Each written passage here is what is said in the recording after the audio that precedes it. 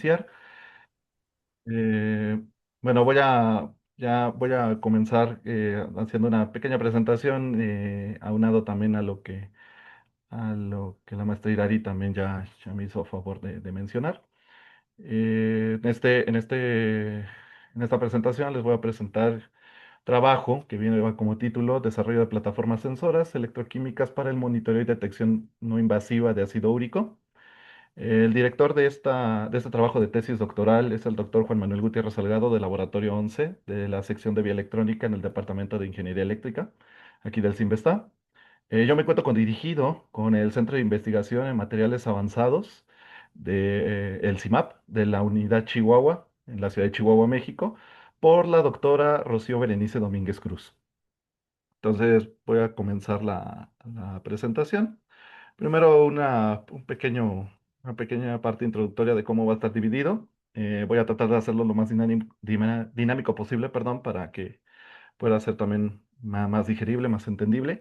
Vamos a comenzar con una introducción, una justificación, el estado del arte, una revisión rápida del estado del arte, la metodología de lo que se está realizando, de lo que ya se ha realizado, algunos resultados, también explicar la relevancia de lo que se ha podido conseguir, algunas conclusiones parciales de lo que se ha llevado hasta ahora y pues obviamente nuestras referencias. Bueno, vamos a comenzar. Primeramente a mencionar que pues este trabajo pues se está centrando en la que es la detección de biomarcadores, específicamente lo que es el ácido úrico. ¿Por qué se está haciendo así? Bueno, la detección eh, precisa y rápida del ácido úrico pues es un proceso que ha ganado relevancia con el paso del tiempo en lo que es la medicina moderna, ya que pues, es un biomarcador que a niveles anormales está ligado a múltiples enfermedades, entre las que destacan la diabetes mellitus, algunos desórdenes cardiovasculares como la hipertensión, y pues la que yo creo que todos conocemos como lo que es la gota, ¿no? Eh, Ahorita estoy mencionando que el ácido úrico es un biomarcador, pero ¿qué es un biomarcador? Bueno, debe entenderse como biomarcador a toda sustancia capaz de proporcionar información del estado fisiológico de ciertas funciones presentes en nuestro cuerpo. En el caso del ácido úrico se le atribuyen funciones de neuroregulador. Es responsable de regular gran parte de las funciones de nuestro sistema inmune. Por eso, pues, es importante que este biomarcador, esta sustancia, se encuentre en nuestro cuerpo en los mejores niveles posibles, en los niveles de referencia clínica reportados para él. Otra cosa que también quisiera mencionar y algo que muy probablemente muchos no sepan, es que el ácido úrico también está relacionado con un síndrome que incluso puede llegar a ser letal. Este síndrome se conoce desde los años 60, pero debido a su complejidad y lo raro que es, muy poco se ha estudiado. Se le conoce como el síndrome de Lesch-Nyhan. Este desorden, bueno, pues prácticamente se basa en que hay un error congénico en lo que es en los genes del individuo. Entonces produce una acumulación de ácido úrico en exceso que deriva en ciertos padecimientos crónicos que por lo general no tienen cura. Entre los que van en ligero retraso mental y lo más impresionante e incluso peligroso, pues que provoca que el paciente tenga conductas de autolesión, e incluso hasta de que se llegue hasta mutilarse partes del cuerpo, principalmente las extremidades y los labios. Como vuelvo a repetir, es un padecimiento, bueno, es un síndrome, perdón, muy raro, es muy raro, entonces, pues desgraciadamente no tiene cura y también desgraciadamente no hay un tratamiento específico para él. O sea, hasta la fecha, 2026, solamente se trata lo que son regular los niveles de ácido úrico para ir quitando síntomas, pero pues, la realidad es que es muy difícil de tratar. Bueno. Hablando de esto, pues, ¿cómo se detecta el ácido úrico? ¿Cómo saber si el ácido úrico está estable en nuestro cuerpo humano? Existen múltiples métodos, pero actualmente los que más han ganado relevancia es a través de los dispositivos electroquímicos. ¿Por qué destacan tanto estos dispositivos? Destacan principalmente de los convencionales como el análisis espectral o la cromatografía de alta densidad, principalmente por sus ventajas inherentes, entre las que podemos destacar que son rápidos, o sea, tienen una velocidad de análisis muy alta, presenta la posibilidad de manejar volúmenes pequeños, nos dan bajos límites de detección, tienen capacidad de miniaturización y por ende, pues la oportunidad de poder implementar sistemas portátiles de detección de analitos. Existen múltiples tipos de estrategias para realizar la detección electroquímica de este analito de manera electroquímica, pero una también dentro de las que destacan pues, es el uso de los biosensores. Los biosensores se llaman así porque se basan en la actividad catalítica de un bioreceptor que interacciona con el analito de interés. Para el caso del ácido úrico, nosotros tenemos lo que es la enzima uricasa o uratoxidasa, también conocida como UOX, que aquí voy a empezar a usar el puntero. La UOX también se le puede encontrar así en algunos artículos o libros. Esto lo que hace esta enzima es catalizar el ácido úrico, lo oxida en dióxido de carbono y peróxido de hidrógeno y así lo elimina. Aquí otro dato importante que hay que considerar es que si bien la uricasa está presente en la mayoría de los mamíferos, bueno, pues los procesos evolutivos y errores dentro de nuestro genoma pues han provocado que los grandes simios, primates y por supuesto el ser humano no tenga uricasa en su cuerpo. Entonces, por eso el ácido úrico pues es tan propenso a acumularse dentro de nosotros, principalmente en forma de cristales de urato, que es cuando empiezan a verse esas como hinchazón en las articulaciones de las manos, en los pies, esos cristales, pues la acumulación, pues se van acumulando ahí en las articulaciones y bueno, pues ya empiezan todos los dolores que vemos, las hinchazones, etcétera. ¿Cómo nosotros lo liberamos? ¿Cómo lo expulsamos del cuerpo? Pues por medio de las heces o incluso de la orina, mientras se mantenga concentraciones vacas y permanezca soluble. Bueno, en este caso, el bioreceptor es la enzima, esta uratoxidasa. Entonces, este bioreceptor, para poder implementar un dispositivo electroquímico, debe ser inmovilizado de manera adecuada sobre un soporte o un sustrato de trabajo. Para ello, pues se debe realizar una funcionalización adecuada, ya que los bioreceptores, como por ejemplo en este caso las enzimas, son muy delicadas. Entonces, si no hacemos una funcionalización del soporte adecuado, pues las podemos degradar, las podemos destruir y pues ya no vamos a poder hacer la detección de nuestro analito. Entonces, una estrategia popular de funcionalización de superficies de trabajo es mediante nanomateriales metálicos como son las nanopartículas de oro, ya que a tamaños nanométricos pues se facilitan o más bien se permiten las interacciones a nivel molecular entre una especie electroactiva y la superficie de trabajo. Aunado a esto, también se tienen a lo que son las monocapas autoorganizadas, también conocidas como SAMs por sus siglas en inglés, las cuales son compuestos químicos formados de manera espontánea sobre una superficie de trabajo principalmente de oro. Aquí en la imagen voy a resaltar lo que es la SAMS. Está constituida por tres partes principales. Tenemos primero lo que es el grupo cabeza o grupo tiol, que es el responsable de unir a la monocapa con nuestra superficie de trabajo funcionalizada. ¿Por qué generalmente lo hacemos en nanopartículas de oro, en oro? Porque este grupo reacciona por quimiosorción con los átomos de oro, entonces facilita su formación.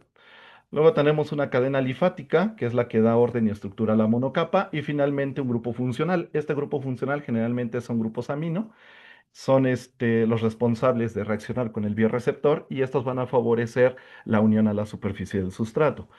Una vez de que se haga esta unión, bueno, se realiza por enlaces covalentes, le da estabilidad, le da fuerza y aparte también favorece su orientación, dejando el sitio activo de las enzimas, que son los que van a reaccionar con su respectivo analito y así lograr la catálisis y la detección. Además de favorecer la inmovilización, también protege a las enzimas de los efectos conductivos de la superficie, previniendo su desnaturalización. Bueno, hablando de sustratos de trabajo, existen múltiples materiales. Existen desde los más convencionales como las cerámicas y los metales, como el oro, el platino, e incluso algunos compuestos recubiertos con cobre, incluso latón. Pero en la actualidad se ha, se ha optado tal vez por otro tipo de materiales, como son aquellos de carácter reciclable sustentable. Entre los que destacan este tipo de materiales, pues tenemos al papel. El papel ha cobrado un gran interés dentro del campo analítico y se ha utilizado para la implementación cada vez más frecuente en dispositivos electroquímicos. principalmente por las características que ofrece, ¿no? Entre las que destaca, bueno, que el papel presenta una morfología en red de microfibras, lo cual va a permitir una mayor relación volumen-superficie y esto va a dar como resultado una mayor cantidad de sitios activos para los procedimientos de sensado. El papel se forma a través de un polímero orgánico que se conoce como celulosa, la cual presenta una estructura porosa e hidrofílica, y esto permite que estos dispositivos presenten flujos laminares en sus zonas activas, lo cual hace que la muestra, bueno, se utilicen microvolúmenes de muestra y estos se desplazan por capilaridad. También tenemos que pues, son abundantes, es de bajo costo, presenta biocompatibilidad, eso es muy importante porque entonces eso nos permite utilizar elementos biológicos para el reconocimiento, como pueden ser biomoléculas, enzimas en este caso, células, microorganismos, y esto sin tener efectos adversos por su interacción. Quiero repetir nuevamente el hecho de que es disponible, solamente para también otro dato que a veces pasa desapercibido, qué tan disponible es con respecto a otros tipos de materiales. Bueno, pues la celulosa aproximadamente constituye un tercio de toda la materia vegetal presente en la Tierra. Entonces, por eso estamos hablando de un material pues, altamente abundante para que pueda ser utilizado. Los dispositivos que generalmente se producen con una base de papel, en el campo electroquímico se les conocen como dispositivos electroquímicos analíticos a base de papel y se abrevia como IPAT por sus siglas en inglés. Estos aparecieron como una alternativa portátil y sustentable frente a otros tipos de dispositivos convencionales por ahí en el año 2007, 2009. Por ahí aparecieron, fueron un hito, fueron algo revolucionario y a partir de esa fecha hasta la actualidad, cada vez se han utilizado más y se ha diversificado su uso. Al inicio solamente se utilizaban como medios para oxidar o simplemente como un electrodo más, ¿no? Un electrodo de referencia. Y a partir de ahí también empezaron a establecerse muchos protocolos para su funcionalización y así poderlos utilizar como herramientas de trabajo. Dentro de las grandes ventajas que ofrecen este tipo de dispositivos, pues sin duda es su flexibilidad y versatilidad, lo cual les permite ser herramientas útiles que se pueden miniaturizar para implementar sistemas electroquímicos portátiles y pues obviamente la modificación pues se puede realizar desde la más sencilla hasta algunas un poco más complicadas, dependiendo de la aplicación a la cual lo queremos llevar. Uno de los materiales, obviamente, que más se pueden utilizar dentro de una base como esta, que son los de papel, que es el papel, perdón, pues son los materiales conductivos. Existen muchos, realmente nos podríamos venir pues, cierto tipo de metales, pero existe dentro de lo que es el área sustentable, tenemos a los que son derivados del carbono y entre ellos destaca el grafito. El grafito presenta una excelente actividad catalítica, es ampliamente utilizado principalmente mediante la implementación de tintas conductoras a base de este material. Tiene una conductividad térmica y eléctrica bastante alta, químicamente es inerte, lo cual evita que haya alguna reacción ahí extraña con algún tipo de reactivo y pues también es ampliamente disponible. Dentro de los materiales no metálicos, pues el grafito es el material conductor no metálico que por excelencia existe. Bueno, ¿por qué este proyecto? ¿Por qué se está haciendo este proyecto? Actualmente, como inicié esta presentación mencionando, pues cada vez la demanda de sistemas de análisis, perdón, rápidos y precisos que se estén utilizando para la determinación de diagnósticos oportunos y que en consecuencia van a identificar una situación y sus tendencias, pues ha ido en aumento con el avance paulatino de la tecnología. Cada vez se exige más rapidez y más precisión. Así como ya existían hace mucho tiempo, desde hace mucho tiempo, métodos y técnicas para el análisis de muestras orgánicas y de origen humano, su principal desventaja era de que eran robustos o son caros, difíciles de operar o presentan en su mayoría la desventaja de necesitar personal altamente capacitado para que puedan ser operados. Es por ello que la necesidad de contar con un sistema de análisis pues, rápido, sensible, selectivo, portátil, sencillo de operar, permitirá pues, obtener información de fácil interpretación de una manera rápida o incluso en tiempo real, sin la necesidad métodos invasivos o de una infraestructura robusta.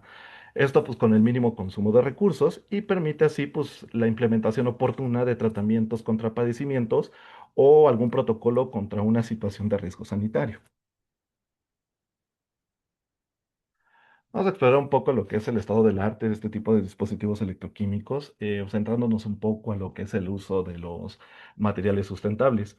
Como ya mencioné, bueno, el papel es el que más destaca, es uno de los materiales utilizados en mi trabajo de tesis doctoral, pero pues, no es el único. Y también hay que tomar en cuenta de que este gran abanico de materiales que nos podemos encontrar por ahí, también los protocolos de funcionalización que se pueden adaptar a ellos, también pueden ser escalados o pueden ser migrados hacia otro tipo de sustratos. Por ejemplo, uno de los materiales que yo creo que con el que todos estamos familiarizados, sin duda, es el PET. Lo podemos encontrar en prácticamente todos lados, en envases plásticos, principalmente las botellas para agua, y que está pensado para un solo uso, pero la realidad es que pues, estos materiales idealmente deberían reciclarse, se deben reciclar, hay campañas incluso para eso, y pues pueden ser también utilizados para la implementación de este tipo de dispositivos. Por ejemplo, en 2020 destaco uno que fue elaborado con PET, utilizando nanotubos de carbono, funcionalizado con nanotubos de carbono para la inmovilización de la enzima uricasa, dirigido a la detección de ácido úrico en muestras de saliva. Así como existen diferentes tipos de materiales, también existen diferentes tipos de configuraciones para poder implementar un dispositivo electroquímico. Y si bien el sustrato base puede cambiar, eso quiere decir que también los materiales para realizar la funcionalización también pueden variar. Entonces, hay que tomar en cuenta que al momento de utilizar cierto tipo de reactivos, cierto tipo de catalizadores, debemos tener mucho cuidado porque pues, la gran mayoría presentan pues, ciertas características físico-químicas que pueden ser dañinas o peligrosas al momento de manipularlos. Un ejemplo, por ejemplo, en 2022, un dispositivo de serigrafiado de carbón fue presentado que se fabricó sobre una base de PET y se utilizó tinta conductiva de grafeno, azul de Prusia y catalizadores de rodio-carbono.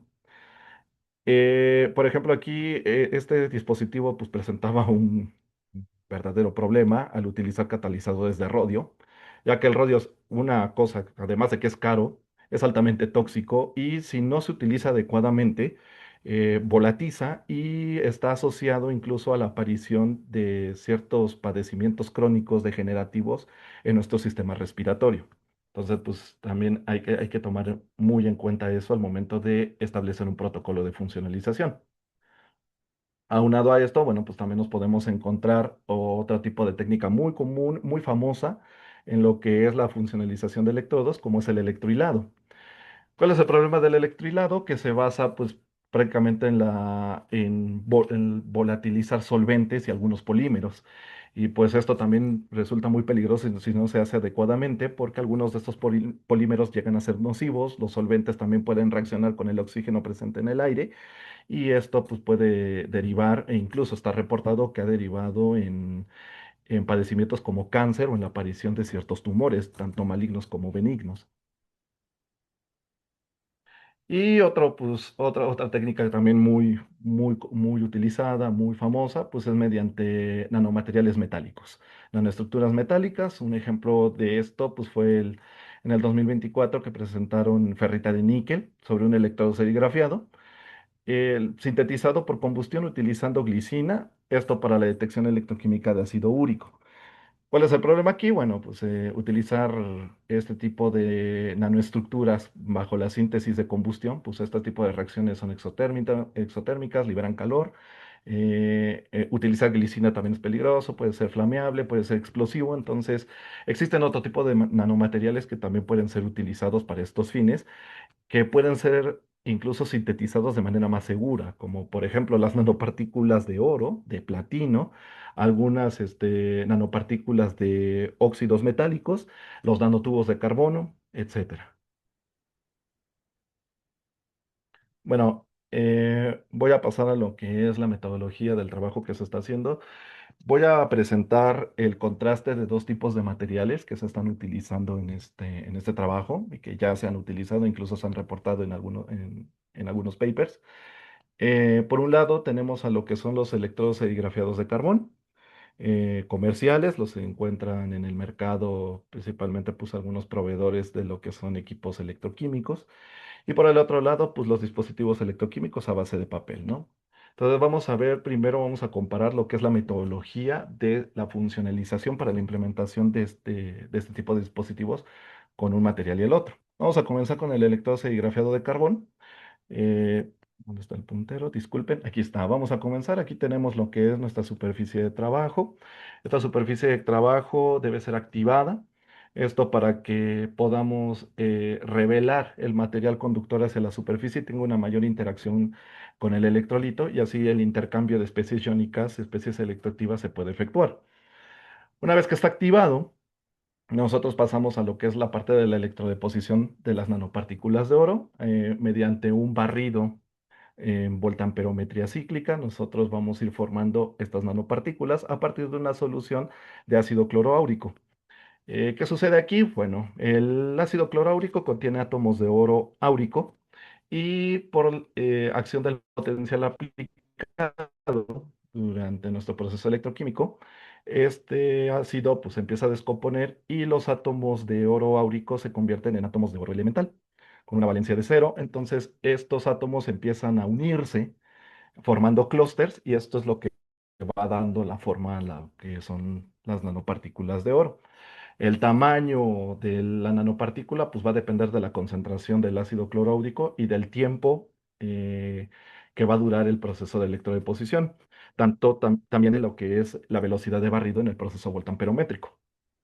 Posterior a ello, por incubación, vamos a nosotros a formar lo que es nuestras monocapas autoensambladas a base de tioles, se forman de manera espontánea, una incubación de 26 horas, no no es tan rápido. Este tiempo puede variar dependiendo también las concentraciones y del tiol utilizado y también de la superficie de trabajo que se quiera dopar. Una vez realizado este ensamble, entonces ahora sí pasamos a lo que es la inmovilización también por incubación de nuestro bioreceptor, que en este caso es la enzima uricasa. Aquí, bueno, existen múltiples técnicas de inmovilización, desde las más sencillas, que es la absorción, que solamente se basa en fuerzas de Van der Waals y puentes de hidrógeno, y las de enlace covalente o reticulado. En nuestro caso, estamos utilizando la técnica de reticulado, en el cual se forma, vaya la redundancia, un reticulado de enzimas que ganan estabilidad en conjunto, y por enlace covalente, esa estructura, vamos a decirlo así, esa gran estructura de enzimas se va a unir a nuestra superficie de trabajo y pues este procedimiento destaca porque favorece la orientación y le da un mayor soporte y una mayor resistencia a todo nuestro ensamble que está sobre nuestro electrodo de trabajo. Ahora, lo que es la preparación de un IPAT. Bueno, nosotros vamos a iniciar teniendo nuestro sustrato, en este caso son discos de papel de celulosa Wattman, grado 40. Los encontramos, pues son como papel filtro para laboratorio. Este, este papel, bueno, pues yo creo que todos hemos visto cuando se nos cae agua o algo así por el estilo sobre una hoja de papel, pues es hidrofílico, ¿no? Absorbe inmediatamente el líquido. Nosotros no queremos eso, queremos que haya una interacción únicamente, en este caso con nuestra muestra o medio electrolítico. Entonces tenemos que cubrirlo con una barrera hidrofóbica. Para eso se eligió cera de abeja incolora y también inolora, la cual se va a depositar sobre nuestro sustrato de papel por fusión. O sea, nosotros fundimos esta cera, colocamos nuestros discos de papel, dejamos que se saturen a una temperatura de 70 grados. Se recomienda que sea en un baño María. Y una vez de que este papel esté saturado, pues vamos a tener pues ciertos excesos de cera. No va a ser completamente plano nuestro sustrato.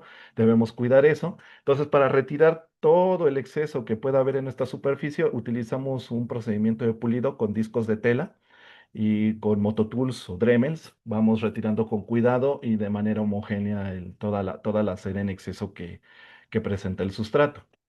Posterior a eso, por técnica de impresión 3D, se diseñó un stencil, una plantilla en la cual se van a colocar nuestros sustratos ya encerados. Y por la técnica de aerografía se va a colocar tinta conductiva de grafito Nosotros la diseñamos con una base de agua y alcohol polivinílico. El alcohol polivinílico también es biodegradable, no es tóxico. Y entonces, ese alcohol polivinílico, yo creo que todos lo hemos visto. Por ejemplo, yo creo que todos aquí conocemos el UHU. Ejemplo, es el responsable de que esté así viscoso, de que esté pegajoso. Entonces, este alcohol, pues para el caso de nuestra tinta, pues es el responsable de que las partículas de grafito se mantengan unidas. Aplicamos por aerografía, dejamos secar aproximadamente unas 80 horas a 50 grados y entonces ya tenemos lo que es nuestro disco, ya con nuestra celda electroquímica convencional de tres electrodos, un electrodo de trabajo, un contraelectrodo y un electrodo de referencia. Después de esto, para facilitar la conexión con la unidad potenciostática y también aumentar la conductividad de la celda, utilizamos tinta conductiva de plata para poder dopar las terminales de nuestro dispositivo. Una vez de esto, como lo mencioné anteriormente, con el electrodo serigrafiado hay que activar la superficie, porque así como está, no funcionará como electrodo. Entonces, para este caso, nosotros vamos a activar de forma alcalina, sumergiendo nuestro electrodo en una solución de hidróxido de potasio a una concentración de 0,2 molar para poder exfoliar lo que son la superficie y las grajeas que ahorita más adelante vamos a ver, que es característico de una superficie, o más bien que es característico del grafito como material. Posterior a eso, bueno, pues recortamos nuestro disco de papel, le damos forma para que sea más fácil de manipular y entonces pues ya tenemos listo nuestro iPad para realizar pruebas electroquímicas. Pasamos a la parte de caracterización. La figura 5, aquí estoy mostrando, esto es para el electrodo serigrafiado de carbón. Muestro lo que es una micrografía electrónica obtenida por microscopía electrónica de barrido de la superficie de trabajo posterior a la electrodeposición de las nanopartículas de oro. Aquí que varios puntos a destacar. La primera, la morfología de la superficie de trabajo. Podemos ver que es característico, esto es característico del grafito, no es como tal una capa de tinta continua, sino son hojuelas, son ahí escamas lo que se está viendo que componen a nuestra superficie de trabajo. Sobre estas escamas, en lo que todas son nuestras áreas activas, todo lo que son nuestros sitios más reactivos de nuestra superficie de trabajo, podemos observar lo que es la electrodeposición y formación de las nanopartículas de oro. Aquí las podemos ver, son estas esferas que se pueden ver, que se distribuyen a lo largo y ancho de nuestra superficie de trabajo. Ya haciendo un análisis de imagen un poco más detallado, bueno, reportamos el tamaño nanométrico de estas nanopartículas en aproximadamente un valor promedio de 64,96 nanómetros. Y vuelvo a repetir, el tamaño y qué tan grandes o pequeñas y también la cantidad de la que se pueda depositar sobre una superficie, pues va a depender de la concentración del ácido clorhídrico y del potencial aplicado y también de su tiempo. Por otra parte, también para confirmar que realmente es oro lo que estamos viendo ahí, se hizo un análisis por XRD o un análisis de dispersión de rayos X. Aquí en el difractograma que presenta la figura 6, bueno, aquí se pueden leer los índices Miller, que son los que están marcados aquí entre paréntesis, 111, 200, 202 y 311, en valores de 2 teta de 38,7, 44,51, 64,31 y 77,51. Esto con base a nuestra bibliografía y la caracterización de materiales de oro, pues corresponden a la configuración cristalina que caracteriza a las nanopartículas de oro ya formadas. Pasamos ahora a lo que es el electrodo de papel, el iPad. Aquí podemos ver en la figura 7 una fotografía del iPad ya recortado. Aquí lo podemos observar. La tinta que está depositada sobre nuestra barrera hidrofóbica. Y aquí está pues el recubrimiento con la tinta de plata, ¿no? Entonces, aquí vamos a hacer un zoom. Podemos ver en la micrografía electrónica, nuevamente vemos presentes lo que son las hojuelas, estas escamas características del grafito. Y aquí podemos observar en la figura 8 la misma superficie, pero ya exfoliada, ya activada. ¿Qué hay que destacar aquí? Si podemos observar en la figura 7, podemos aquí ver que existe como una serie, unas zonas ahí un poco opacas que rodean las hojuelas. Aquí ya no se ve apreciable, incluso si hacemos un zoom todavía más grande, ya no se aprecia tanto. ¿Qué es esto? Esto es el alcohol polivinílico, es nuestro antiglutinante. Después del proceso de activación, pues las escamas son exfoliadas y se exponen más a la superficie para poder interaccionar con el electrolito. Entonces, por eso se ven en esta figura 8 pues mucho más claras. Ahora paso a lo que son los resultados de caracterización. Se realizaron por voltamperometría cíclica y por análisis de espectroscopía de impedancia electroquímica. Estos son para los electrodos serigrafiados de carbón. Aquí podemos observar en la figura 9, podemos observar que tenemos dos procesos, dos cambios en lo que es la corriente de nuestro sistema. Este pico de aquí que podemos ver en una corriente negativa es el proceso de reducción y este que tenemos aquí en la parte positiva es nuestro procedimiento de oxidación. Entonces estamos viendo que en nuestro electrolito tenemos una reacción redox. Reversible porque conforme la pendiente del voltaje que se está aplicando ya sea positiva o negativa, nosotros podemos ver que regresamos al mismo punto y podemos iniciar nuevamente el proceso. Eh, Podemos observar que para el electrodo serigrafiado pues, normal tenemos un valor de corriente y este valor de corriente de oxidación, si se dan cuenta, conforme nosotros vamos avanzando en el proceso de funcionalización de la superficie, tiende a aumentar. Va aumentando conforme se va activando, después cuando se incorporan las nanopartículas de oro y cuando se incorpora la monocapa. Sin embargo, ¿qué sucede una vez de que incorporamos la enzima uricasa? Ya cuando está presente la enzima uricasa en una superficie. Se dan cuenta, el perfil electroquímico pues tiende a disminuir. Podemos ver cómo se achatan las señales tanto de óxido como de reducción. ¿Por qué se debe esto? Bueno, como mencioné anteriormente, el uso de los bioreceptores, pues, ¿de qué se basa? En la actividad catalítica de este elemento biológico. Para el caso de la uricasa, pues solamente va a reaccionar o solamente se le van a unir y va a producir una catálisis cuando haya la presencia de moléculas de ácido úrico. Si no hay moléculas de ácido úrico en el electrolito, pues entonces no va a detectar nada. Y al contrario, puede haber una disminución en nuestra corriente porque no hay un intercambio de especies electroactivas entre el analito y el bioreceptor. Para el caso de la caracterización se está utilizando una solución equimolar de ferro y ferrocianuro de potasio. Entonces no hay ácido úrico aquí. Entonces, como no hay ácido úrico, la enzima se bloquea parcialmente la superficie y por ende, pues no estamos teniendo una respuesta comparable a las anteriores. Seguimos teniendo la formación del rendimiento electroquímico. Aquí vemos cómo se puede detectar reducción y oxidación, pero pues el nivel de corriente pues está apaciguado por lo mismo. Algo muy similar sucede en el análisis por impedancia. Como podemos observar, la impedancia, nosotros aquí tenemos el diagrama Nyquist, que así rápido, por si no están familiarizados con él, pues es un diagrama que se forma a partir de números imaginarios, bueno, números imaginarios y números reales de la impedancia del sistema. Aquí podemos analizar cómo es esta impedancia real por la formación o no de un semicírculo. El diámetro de este semicírculo pues va a representar la impedancia de nuestro sistema. Conforme vamos viendo que los procesos de funcionalización van avanzando, podemos observar que la pendiente de estos valores va aumentando y por ende, pues el semicírculo o no se está alcanzando a formar de manera completa o pues simplemente no lo estamos viendo.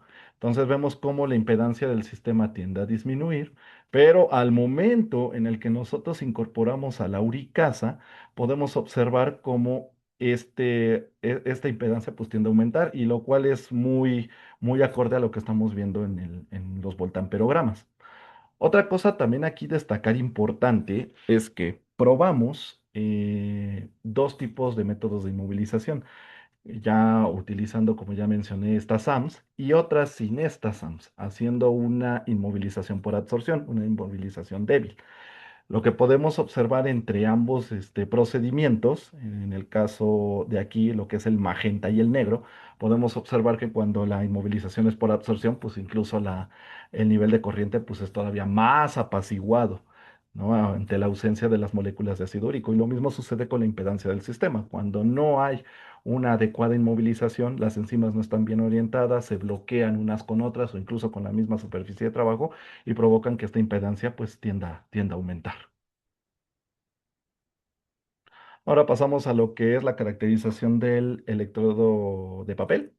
Aquí en la figura 11, en el voltamperograma, bueno, vamos a poner solo una comparativa en lo que es un electrodo serigrafiado y un electrodo de papel fabricado. Como podemos observar, bueno, en lo que es el dispositivo comercial, pues sí podemos observar una notable respuesta en la corriente, tanto de oxidación como de reducción. Ambos procesos son fácilmente identificables. Y como podemos ver en lo que es la señal roja, que es el dispositivo recién fabricado de papel, no estamos viendo absolutamente nada. Vemos aquí una nula respuesta, está ahí en el origen. No hay nada. Esto quiere decir que pues, nuestro dispositivo no está funcionando como un electrodo.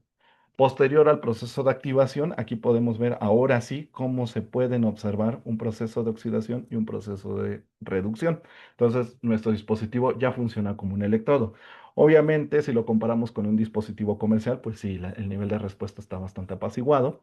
Pero aquí lo importante a verificar era de que nosotros podíamos identificar pues nuestro perfil, nuestra forma de onda, cómo es detectable el proceso de oxidorreducción en esta reacción reversible que se está llevando a cabo en el electrolito.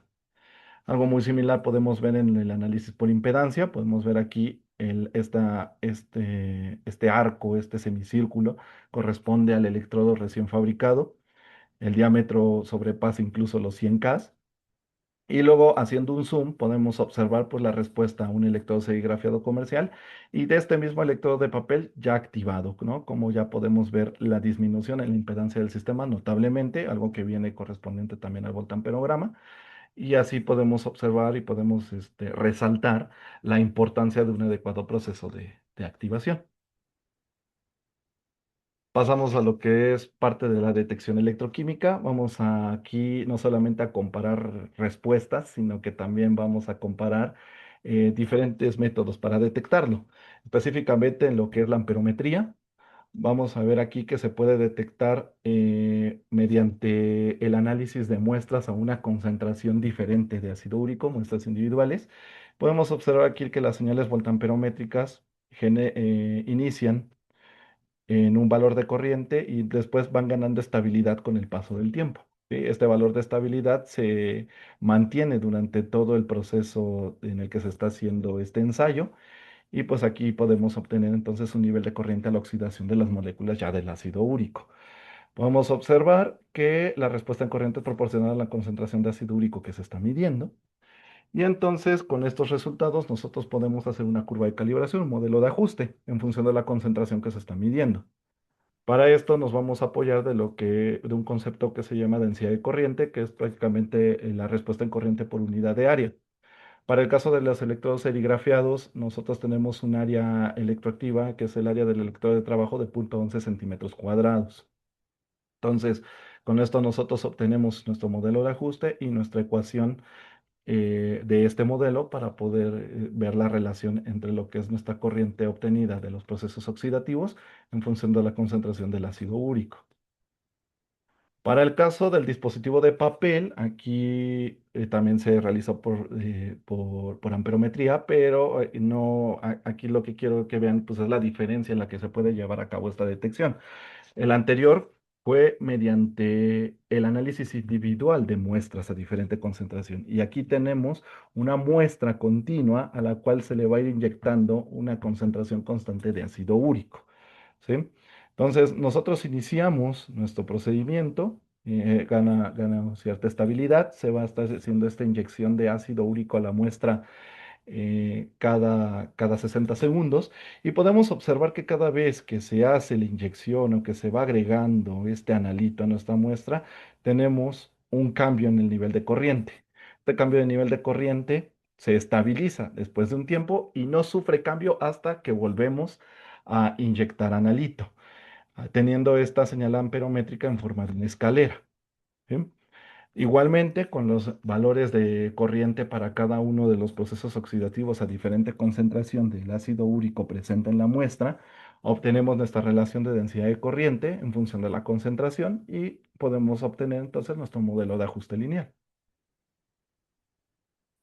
Bueno, eh, para el caso del dispositivo de papel, es un dispositivo que se está presentando como preliminar, es un dispositivo que se está presentando como una opción, una alternativa sustentable a dispositivos ya convencionales. Entonces sigue aún en fase experimental, todavía falta mucho por qué explorar por este tipo de dispositivos, una mayor funcionalización, una posible biofuncionalización y, ¿por qué no?, incluso explorar otro tipo de aplicaciones. Para el caso del electrodo serigrafiado de carbón, si se dan cuenta, ya tenemos lo que es la parte completa del ensamble de nuestra interfaz con la enzima como bioreceptor. Entonces, como hay una enzima y como hay un bioreceptor, entonces debe de haber una selectividad que no solamente se da por el potencial al cual se oxida una especie electroactiva, sino una selectividad catalítica. Para ello se hizo un ensayo amperométrico en el cual, aquí en la figura 17 vamos a poder ver la señal. Tenemos nuestra muestra de saliva a la cual se le va a inyectar una cierta concentración de ácido úrico, 200 micromol, y podemos ver que hay una respuesta en la corriente, hay un cambio en la respuesta en corriente, se forma este escalón. Entonces esta señal pues tiende a estabilizarse y pasado 60 segundos nosotros inyectamos un analito interferente. En este caso estamos inyectando ácido ascórbico o vitamina C, como también se le conoce, presente en muestras de saliva, presente en muestras de sudor.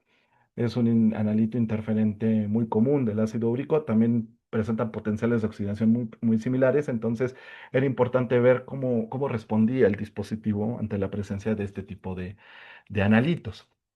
Podemos observar que el dispositivo sí respondió aquí levemente, una por la perturbación mecánica al momento de inyectar el líquido.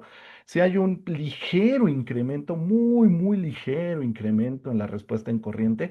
Esto también se debe pues, a la oxidación de estas moléculas por el potencial que se está aplicando a la celda, pero quiero que aquí se destaque pues, el nivel de esta respuesta. A pesar de que ambos son de la misma concentración, no es comparable la respuesta que pueda haber. Incluso se podría atribuir más al estímulo mecánico, este cambio en la corriente, que realmente a la oxidación de las moléculas del ácido ascórbico.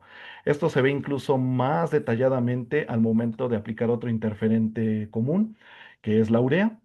Y también lo que es la glucosa. A la misma concentración podemos observar que hay un estímulo en la señal amperométrica a la inyección de estos analitos, pero el nivel de corriente se mantiene constante. Ya no hay un cambio, no parece ser que haya una respuesta a la oxidación de estos, o incluso que se esté dando la oxidación de estos analitos.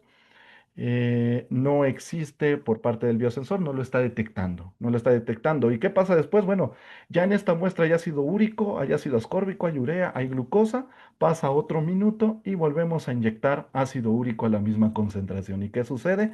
El dispositivo nuevamente puede registrar un incremento en la respuesta en corriente y después de este estímulo, pues podemos ver que la señal nuevamente vuelve a estabilizarse. Entonces, así es como estamos confirmando la selectividad del dispositivo. Haciendo una comparativa rápida entre ambos dispositivos, tenemos al serigrafiado de carbón funcionalizado y al IPAT fabricado, ¿no? Esta propuesta alternativa que nosotros estamos presentando. El rango de trabajo lineal, muy parecido en ambos, de 50.000 para el CSPE o serigrafiado de carbono, y para el IPAT vamos de 100 a los 1000.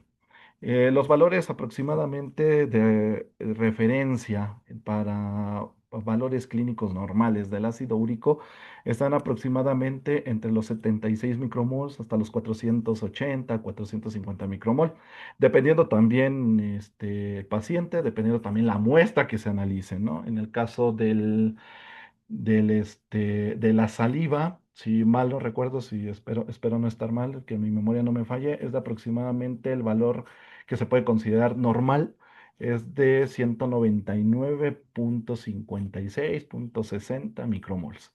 Entonces estamos dentro de ese rango de trabajo. Presentamos lo que es la sensibilidad. La sensibilidad la obtenemos de nuestros ajustes lineales en la pendiente. Entonces, obviamente, esos están por unidad de área y pues ya haciendo el cálculo correspondiente, pues vemos que la sensibilidad para el electrodo serigrafiado de carbón la tenemos en 8,62 nanoamperes por micromol y para el caso del IPA de 2,93 nanoamperes por micromol. Entonces, también hay que aquí vislumbrar que, pues sí, el serigrafiado de carbono tiene una funcionalización robusta, tiene una funcionalización, bueno, no robusta, pero sí más completa. Yo creo que es la palabra más completa. Y pues obviamente pues esto se traduce también en los parámetros analíticos del dispositivo final. El límite de detección, un límite de detección pequeño, 4,59 micromols para el electrodo serigrafiado de carbón, pequeño en relación a lo que se tiene reportado en la bibliografía, y uno pues no tan pequeño, tenemos de 49, casi 50 micromols para el electrodo a base de papel, pero aún se encuentra por debajo de los límites de referencia clínica, entonces pues es un resultado prometedor. El tiempo de respuesta entre ambos dispositivos, 5 segundos, menor a 5 segundos para el electrodo serigrafiado de carbón y para el iPad se promedió en 7 segundos. Ahora, con este tipo de dispositivos, nosotros después pues se quiso ver qué tan preciso, ¿no? Podía ser en cuanto al análisis de muestras un poco más reales, llámese saliva artificial, o más bien saliva humana, incluso muestras de orina, que ya se encuentran dopadas con ácido úrico presentes en nuestro cuerpo y que también, pues, este tipo de muestras también se les añadió una cierta concentración de ácido úrico también para tener un control. En este caso, aquí podemos observar que tenemos un porcentaje de recuperación elevado, por arriba del 100%. De hecho, se promedia en 126,91%. Esto se debe, pues, principalmente al hecho de que, pues, este tipo de muestras ya orgánicas sí tienen una cierta concentración de ácido úrico presente, pues natural, el cual nosotros tenemos, ¿no? Entonces, si son dopadas con una concentración, no quiere decir que esta concentración de aquí pues, es todo lo que hay, sino hay más ácido úrico ahí, ¿no? Entonces aquí podemos observar que pues, si responde nuestro electrodo, está respondiendo no solamente a la carga de ácido úrico que nosotros conocemos que existe, sino que también está presente en nuestras muestras orgánicas. Y por último, otro valor importante a destacar, pues es el porcentaje de desviación estándar relativa o el porcentaje RCD. Este se calculó en promedio en 1,70%. Entonces aquí podemos observar que nuestro dispositivo presenta repetibilidad, es reproducible también el protocolo de funcionalización y pues son resultados que hasta el momento nosotros hemos podido presentar y que con ellos pues también estamos estableciendo las bases para implementar este tipo de protocolos no solo de funcionalización, sino también de fabricación con otro tipo de materiales sustentables. Uno de los que también ahorita estamos trabajando y que de hecho ya esperemos que ya el paper salga pronto, ya está a la vuelta de la esquina, pues es mediante el uso de tecnologías aditivas como lo es la impresión 3D, a partir del uso de materiales conductivos formados de biopolímeros plásticos, dopados con ciertos materiales conductores que se le conoce como compositos.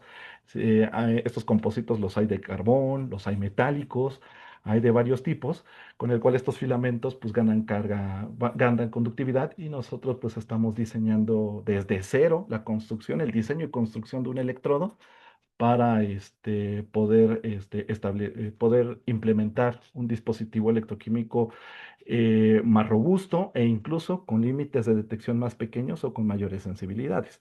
Eso es todavía otro trabajo que pues ahorita se sigue desarrollando, pero ya esperemos que pronto pueda salir el artículo para que también lo puedan compartir con todos ustedes. Y bueno, pues conforme a estos resultados, ¿qué hemos logrado, qué hemos concluido, ¿no? Bueno, principalmente pues, la parte de la activación, ¿no? La parte de la activación electroquímica, creo que, bueno, la activación tanto electroquímica como alcalina, ¿no? Aquí podemos observar la importancia de estos procesos de activación en nuestro protocolo de funcionalización. Es importante para poder acondicionar nuestra superficie y así poder obtener dispositivos pues funcionales, dispositivos adecuados, ¿no? Nuestro biosensor pues, exhibió una sensibilidad adecuada a lo que son las moléculas de ácido úrico. Se pudo ver en nuestra señal amperométrica, perdón, un amplio rango de trabajo que cubre nuestros límites de referencia clínico y pues un tiempo de respuesta, pues también la verdad bastante bajo. Esto, como le digo, considerando lo que se tiene reportado en la literatura, por debajo de los 5 segundos uno y por debajo de los 7 segundos el de papel, ¿no? La repetibilidad, obviamente, de lo que son los ensayos, tanto de detección analítica y por ende también de caracterización, tanto por impedancia como por voltamperometría, pues exhiben también la reproducibilidad del protocolo y pues la repetibilidad también de nuestros dispositivos. Y pues finalmente, pues los parámetros analíticos de estos dispositivos, pues muestran ser competitivos en función de los límites de referencia clínica y pues pueden ser pensados para la implementación de plataformas o dispositivos un poco más robustos con aplicaciones de punto de control o point of care en el área clínica. Y pues también esto no solamente ácido úrico, también podemos estar pensando en utilizar otro tipo de bioreceptores, utilizar otro tipo de funcionalización en base a este que se está proponiendo y tal vez llevarlo a aplicaciones dentro del área ambiental, dentro de la ciencia de alimentos, etcétera. Aquí les presento lo que son las publicaciones, ya están disponibles ya en línea. Tenemos una publicación presentada en el Journal Sensing and Biosensing Research, cuartil uno en química analítica y también multidisciplinario, en electroquímica. Esto es conforme a lo que fue la funcionalización completa, funcionalización y biofuncionalización utilizando como sustrato base nuestro electrodo serigrafiado de carbono. Y por otra parte tenemos otra publicación en un journal, en el Journal of Electroanalytical Chemistry. Esto es referente a los resultados correspondientes a nuestro dispositivo analítico de papel. Ahí dejo los dos, por si le quieren si ya le tomaron captura o algo así, no pasa nada. También, si ustedes lo requieren, yo también se los puedo pasar, pero están disponibles ahí para que puedan echarle un ojo y ver un poco más detalladamente, pues, parte de los resultados y parte del trabajo que se está realizando en este proyecto. Bueno, ya casi para finalizar, pues me gustaría agradecer nuevamente a los organizadores de este webinar, al Centro de Investigación de Computación, a la Red Estudiantil de la IEEE. Muchas gracias por la invitación a todos los que han hecho posible que se llegue a cabo esta conferencia, este seminario. También me gustaría agradecer obviamente a mis instituciones, que es el CIMBESTAB y el CIMA, por facilitar lo que son los materiales, los equipos para seguir haciendo esta investigación. Y pues agradecer también pues, la asistencia técnica, ¿no? Del doctor César Leiva, la maestra en ciencias Carla Campos y a Andrés Isa González Jeques, que su asistencia técnica pues, ha hecho posible llevar a cabo los procesos de caracterización por rayos X o por microscopía electrónica de barrida. Y bueno, eso sería todo de mi parte. La verdad agradezco nuevamente mucho su atención el día de hoy y pues estoy aquí para cualquier aclaración o duda. Eh, Muchas gracias, David. Estuvo muy interesante tu plática, muy constructiva. Y pues bueno, me gustaría invitar a los que nos escuchan a poner sus preguntas aquí en el chat. O si quieren también pueden abrir su micrófono y pues preguntarte, ¿no? Si tienen alguna duda, eh, Ujú, sí, claro. algún comentario ¿Algún que quieran comentario hacerle también? al maestro, sí.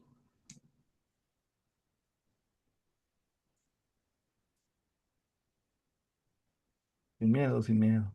Sí, y también recordarles que ahorita en unos minutos se les va a aparecer la encuesta para que puedan poner su información y más adelante se les pueda dar su constancia de asistencia. Ah, mira, ya tenemos unas preguntas. Ok. Dice, gracias por la charla, David. Una duda, comentaste que al colocar la cera quedaban ciertas irregularidades. Si entendí bien, ¿eso lo lijan con discos de papel o es un proceso manual? Bueno, sí, podemos decir lo que es manual, porque realmente no lo hace un equipo programado. Se utiliza un Mototool o un Dremel y se adapta, bueno, no se adapta, existen discos de pulido de tela con los cuales vamos a se fue retirando este exceso de cera. Y se hace de manera, vamos a decirlo así, manual, porque no, pues el Dremel no está programado. Pero sí se hace así. Hay que tener cuidado, obviamente, porque una vez de que estos discos, tal vez se me olvidó mencionar eso, una vez de que se elijan, se mandan al microscopio óptico para poder ver la morfología de la superficie y poder ver que realmente pues estamos obteniendo una superficie plana o lo más plana posible para que al momento de depositar la tinta no haya como que estos surcos, unas surcos y también como montañitas en la superficie, porque eso va a provocar que al momento de depositar por aerografía la tinta, pues al momento de querer flexionar o manipular el electrodo, pues la tinta se va a cuartear y se va a romper. Ok, muchas gracias, David. Y yo tenía una duda. Mencionaste en los últimos resultados que volviste a añadir ácido úrico. Sí. Entonces, ¿es posible que este nuevo dispositivo pueda volverse a utilizar? O sea, sea utilizado varias veces si es que ya en algún punto lo llevas a algo clínico.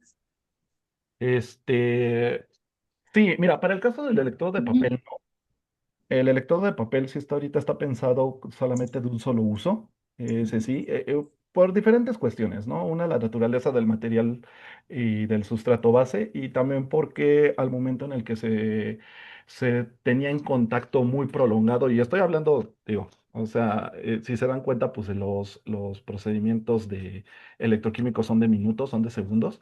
El iPad presentó pues cierto tipo no degradación, pero sí como que se empezaba como que a agrietar la parte de la celda cuando estaba en contacto en aproximadamente continuo en un medio electroquímico de 4 a 6 horas, ¿no?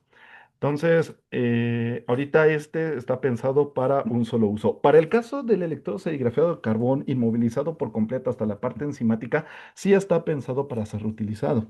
Sí está pensado para que pueda ser para volver a reactivar la enzima inmovilizada y entonces pueda volver a hacerse otro ensayo analítico en presencia del analito. Ah, ok. Ah, muchas gracias. Y bueno, mencionaste también que pues sí lleva su tiempo, ¿no? Crear todo el dispositivo. Ya en total, ¿cuánto tiempo consiste en bueno, en hacer todo el proceso de Ok, elaboración? Ujú. sí, sí, sí. En el caso del electrodo serigrafiado de carbón, la parte más complicada, sin duda alguna, como vimos A ver, voy a regresarme tantito. Voy a poner esa diapositiva, esta de aquí. En el parte del electrodo serigrafiado de carbón, pues la parte crucial es la formación de las AMS. Tarda 26 horas la incubación, de 24 a 26 horas. Entonces, esta es la parte, pues, que más tardada es. A partir de ahí, pues pasamos a la parte de incubación de la enzima, pero antes de eso se tiene que preparar la licueta enzimática para que podamos incubar. Estos electrodos, con lo que es todo el proceso de incubación, lavado y también de reposo, son aproximadamente 2 días los que se pueden fabricar. Ahora, estoy hablando 2 días, no uno solo, sino un lote, ¿sí? Un lote pensado de aproximadamente unos 12. ¿Sí? O sea, 12 por lote y entonces nosotros, más que nada, una por los espacios y también por las condiciones también principalmente de temperatura y humedad que se estén realizando, porque pues tenemos que mandarlos a incubar, entonces pues tienen que caber y no se tienen que golpear, así por el estilo. Entonces está pensado para un lote de 12 unos 2 días. Ujú.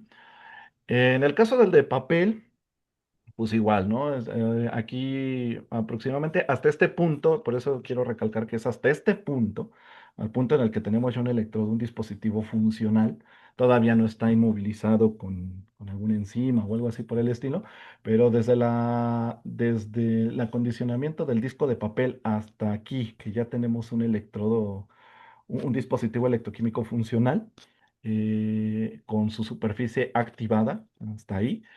también son aproximadamente, este sí puede variar, puede ser de 2 a 3 días, porque también vamos a depender mucho de este proceso aquí de activación. El proceso de activación, al ser alcalino, pues es un poco más tardado, o sea, no es por medio únicamente de una voltamperometría y listo, aplicar unos ciclos, no, este es un poco más tardado, se tarda aproximadamente, lo tenía cronometrado entre 1 hora, hora y media por electrodo, entonces es importante también ver pues cuántos dispositivos por lote vamos a sacar. El stencil fue diseñado para sacar 12 igual, pero también eso puede variar. Yo te podría decir que para un lote funcional de unos 6, que es porque las pruebas se hicieron por 6, para también verlo, la reproducibilidad y repetibilidad, pues sí son aproximadamente unos 2 días de esos 6 para tenerlos funcionales. Ok, muchas gracias. Un comentario de Manuel Ruiz. Muchas Ujú. gracias, muy buen proyecto, felicidades. Y una segunda pregunta de RJ Huerta. Muchas gracias por la respuesta. Eh, y el procedimiento de pulido de la cera se podría automatizar, por ejemplo, con un tipo de CNC o con otros materiales. O se... No, sí podría. No, sí. Ay, perdón, perdón. No, no, no, no, sí, sí, perdón. No, sí, sí, se podría automatizar.